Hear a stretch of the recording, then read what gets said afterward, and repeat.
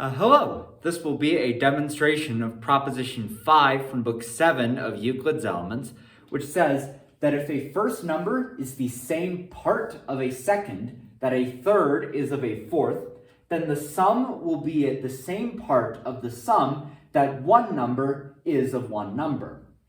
What we're given is four numbers, such that the number A is the same part of the number BC, that the number D is of the number EF.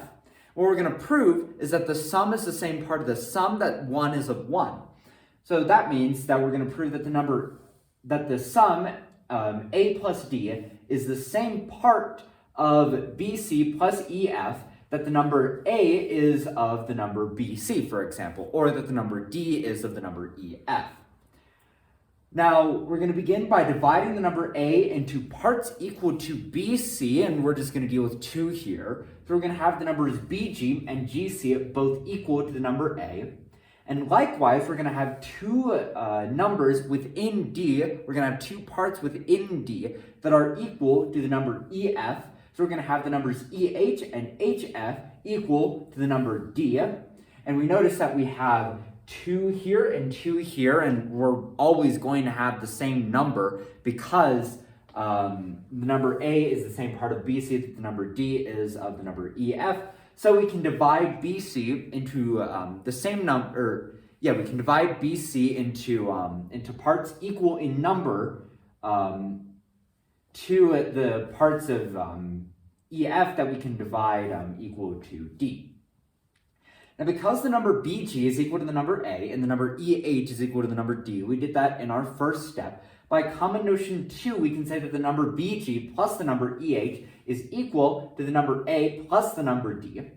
And similarly, because the number GC is equal to the number A and HF equal to D, again, the number GC plus the number HF is equal to the number A plus the number D. And we're going to add these two together, and again, we're going to get equals by common notion 2.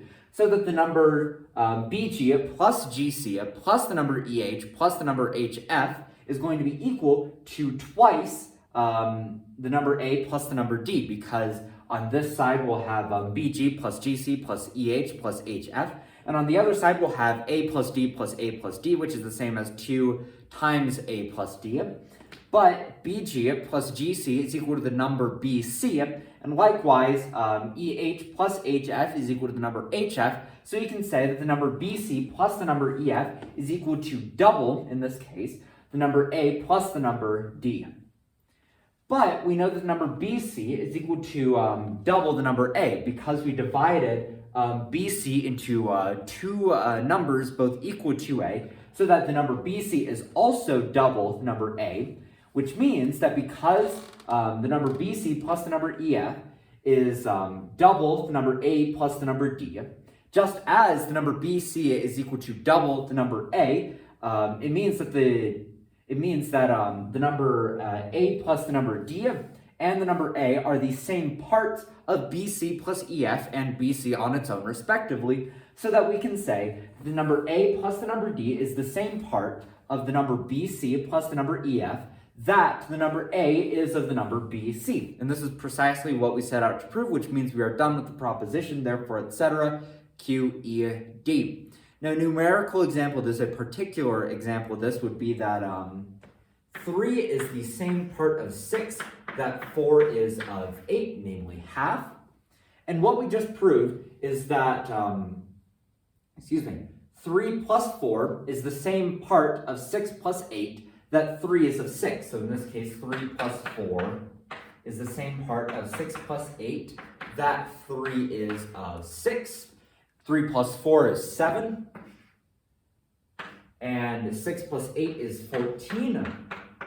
And this 3 and 6 are the same. And it's obviously the case that 7 is the same part of 14, that 3 is of 6, namely half. So we see that this proposition holds. That's all I've got to say about this proposition, so I'll end the video here and move on to proposition 7.6.